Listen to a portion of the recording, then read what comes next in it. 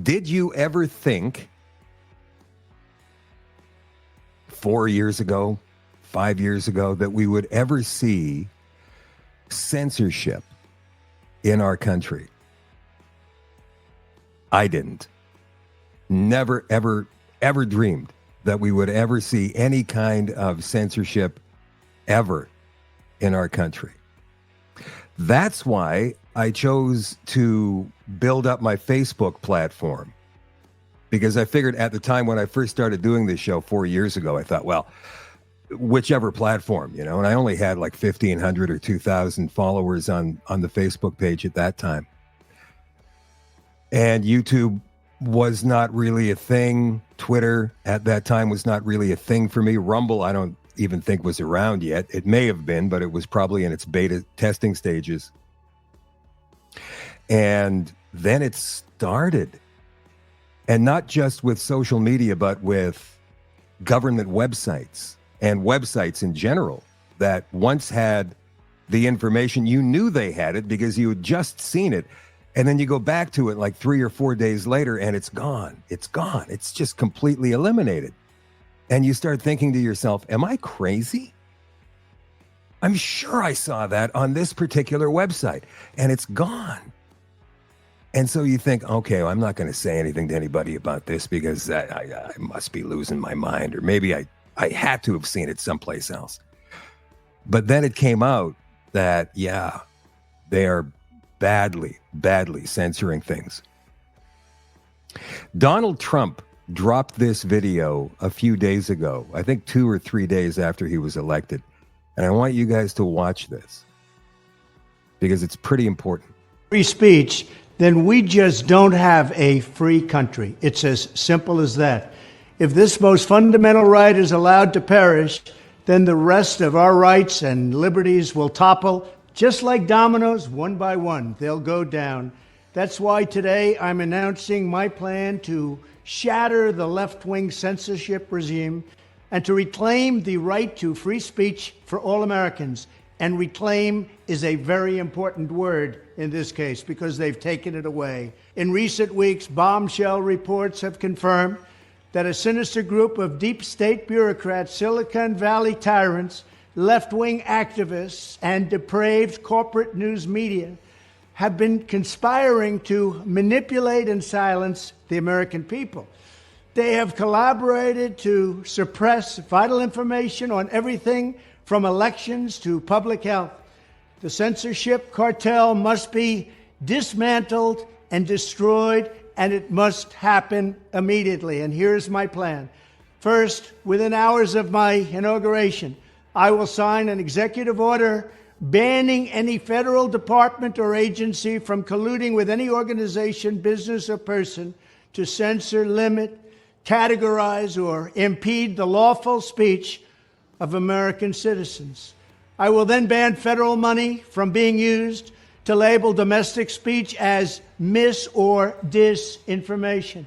And I will begin the process of identifying and firing every federal bureaucrat who has engaged in domestic censorship, directly or indirectly, whether they are the Department of Homeland Security, the Department of Health, Human Services, the FBI, the DOJ, no matter who they are. Second, I will order the Department of Justice to investigate all parties involved in the new online censorship regime, which is absolutely destructive and terrible, and to aggressively prosecute any and all crimes identified.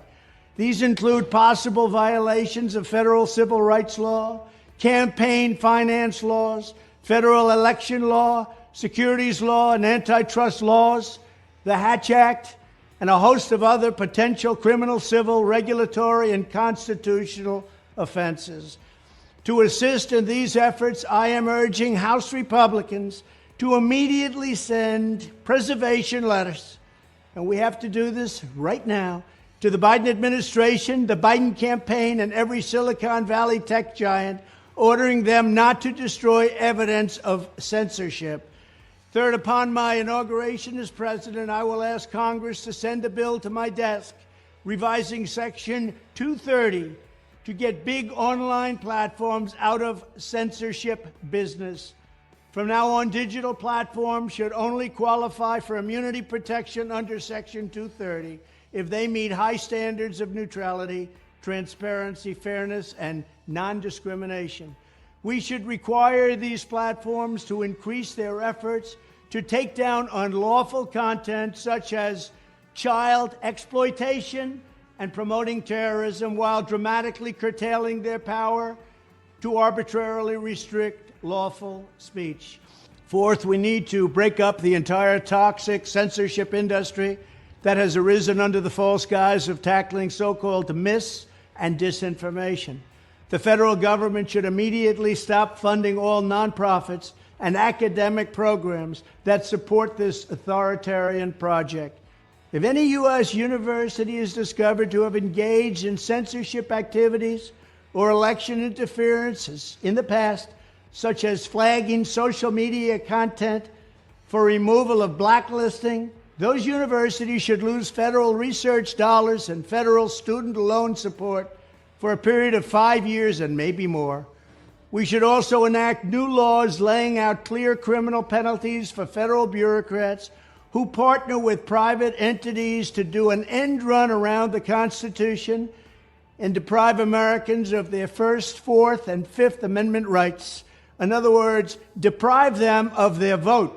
And once you lose those elections, and once you lose your borders like we have, you no longer have a country. Furthermore, to confront the problems of major platforms being infiltrated by legions of former deep staters and intelligence officials, there should be a 7-year calling-off period before any employee of the FBI, CIA, NSA, DNI, DHS, or DOD is allowed to take a job at a company possessing vast quantities of U.S. user data. Fifth, the time has finally come for Congress to pass a digital Bill of Rights. This should include a right to digital due process. In other words, government officials should need a court order to take down online content, not send information requests such as the FBI was sending to Twitter. Furthermore, when users of big online platforms have their content or accounts removed, throttled, shadow banned, or otherwise restricted, no matter what name they use, they should have the right to be informed that it's happening, the right to a specific explanation of the reason why, and the right to a timely appeal. In addition, all users over the age of 18 should have the right to opt out of content moderation and curation entirely and receive an unmanipulated stream of information if they so choose.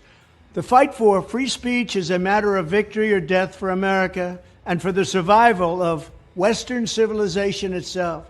When I am president, this whole rotten system of censorship and information control will be ripped out of the system at large. There won't be anything left. By restoring free speech, we'll begin to reclaim our democracy and save our nation. Thank you, and God bless America. Okay. Wow. So, without free speech, there is no freedom. You can't fight back. You can't say, you can't do anything. You're muffled. You're muzzled. You're thrown in a closet somewhere, a gulag, left to rot there for the rest of your digital life without ever being able to give your opinion. That's what's going on these days. And the Marxists had control of all the social media until Elon Musk took over X, well, Twitter, then renamed it X about 1.5 years ago now. That may happen in the United States. Trump certainly seems determined. He's got control of the Senate, and we found out later today the Republicans will control the House. So that's a trifecta. They'll be able to pass this through. And the social media companies should be quaking in their boots right now. They're not even going to be able to destroy evidence, documents that show that they were in collusion with federal alphabet agencies to do this censorship on people. That's big. But what about Canada? Bill C-11, C-18, C-63, which may pass in the next few months. These are all censorship, huge censorship laws, and one bill that will cripple our free speech. Not to mention the fact that Justin Trudeau continues to fund the left-wing corporate media in order to get them to say what he wants them to say. This is Theresa Tam a few years ago. Had a discussion with Facebook on how we can collaborate on removing information that has been scientifically disproven or debunked. So Facebook is currently working with the WHO, with the US CDC, and essentially trying to work with us to, so they'll need some experts to actually say, is this misinformation? If it's scientifically proven to be misinformation, there's an opportunity for them to actually remove that information. And we're also working with Google and others. And so I think that a lot of people criticize social media companies for not doing enough, but I think that we're all trying to figure out what more we can do together. So another thing that I thought about is a coalition of public health partners so that we can retweet and read forward our collective information in the same way that the anti-vaccination group has been doing. And this could be an international collaboration as well.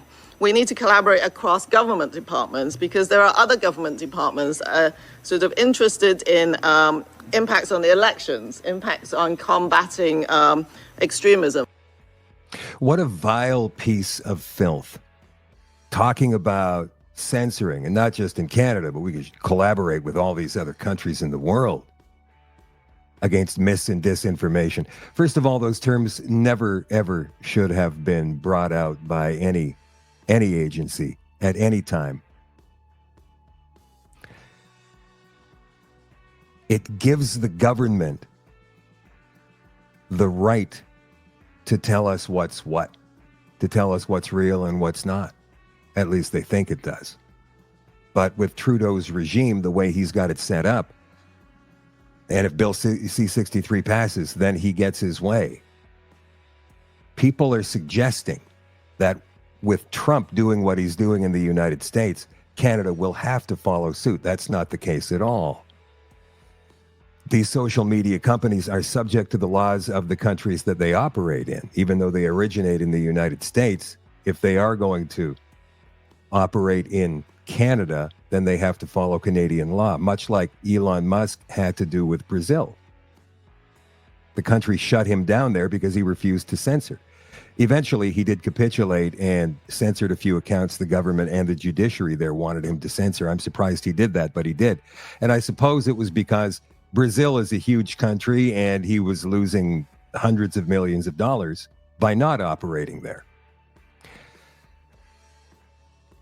So would there be a way for Trump and his team, J.D. Vance and all the rest, to get other countries, civilized countries, democratic nations, to capitulate and get rid of this censorship industrial network?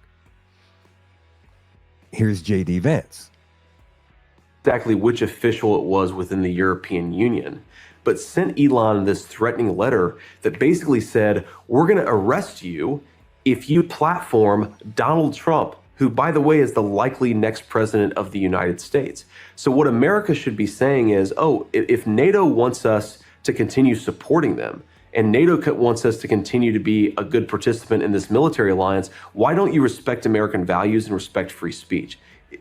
Excuse me, it's insane that we would support a military alliance if that military alliance isn't going to be pro-free speech. I think we can do both, but we've got to say American power comes with certain strings attached. One of those is respect free speech, especially in our European allies. Like, look, I'm not going to go to some backwoods country and tell them how to live their lives, but European countries should theoretically share American values, especially about some very basic things like free speech. JD forgot to mention Canada. European countries, great, sure, but what about your neighbor to the north? We're in just as much trouble as those other countries you talked about, and we could use your help.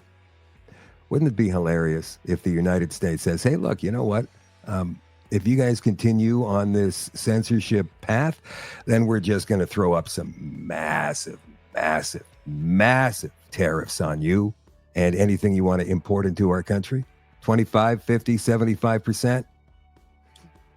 I wouldn't put it past them. Or we're just going to withdraw funding from NATO.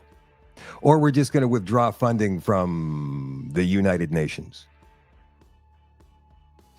That will make them sit up and take notice.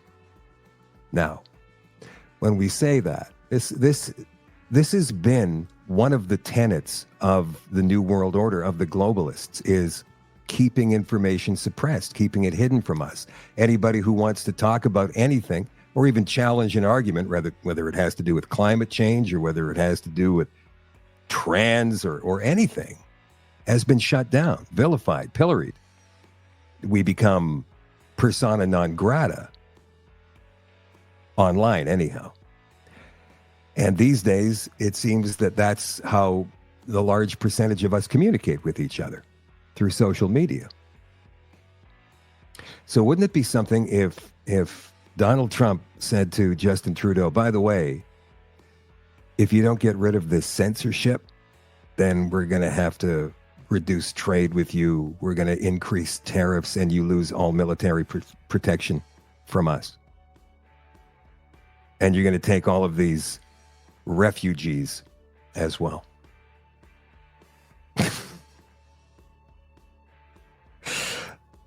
I don't know. I think it would be a brilliant plan. And if Trump is serious about getting rid of this censorship regime, that would be definitely a way to do it.